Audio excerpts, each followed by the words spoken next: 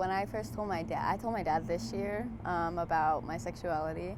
It kind of made things difficult at home, so then it started to affect my schoolwork and how I wanted to communicate with people because I didn't think that people would like me or they'd judge me because my dad did.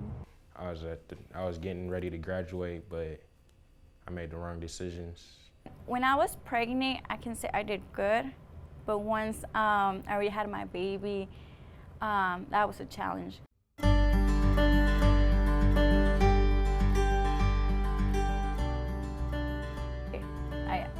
It was too much for me. Like I was like a new mother, so all that was new to me. I dropped out. I moved to Texas.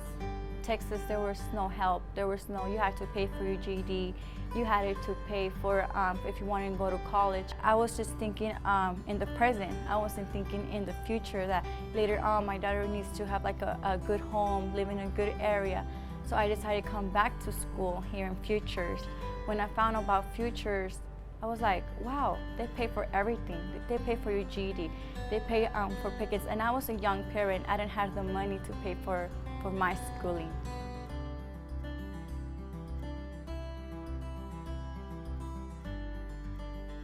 Being involved in corrections for students is challenging because it actually strays you away from the path of getting your education, and you have a lot more responsibilities added on rather than just going to school and maybe working if that's what you want to do. It just takes away from the responsibilities of actually furthering your life, and now you're actually working for the system. I wanted to be able to be in college with the people that are actually in my grade level rather than being in there with people that are younger than me, because I want to actually be something in the future. I actually have goals that I want to accomplish when I get older, and college is the best way to go.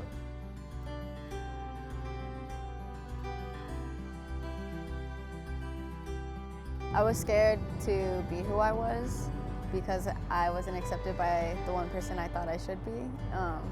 And then those are my friends, so why would they accept me if my own family won't?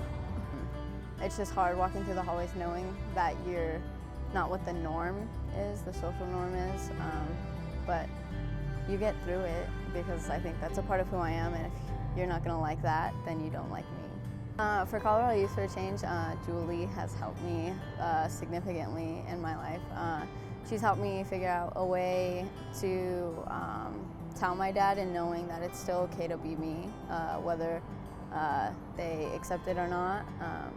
I think that even after I did tell my dad and she was there for that moral support. I'd say they're helping me further my education more.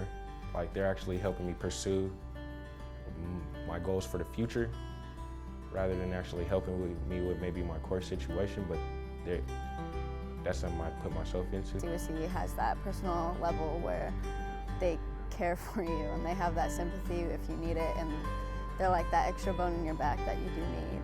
That you mature after you have a child, you know you want to go back to school, and they're here for you.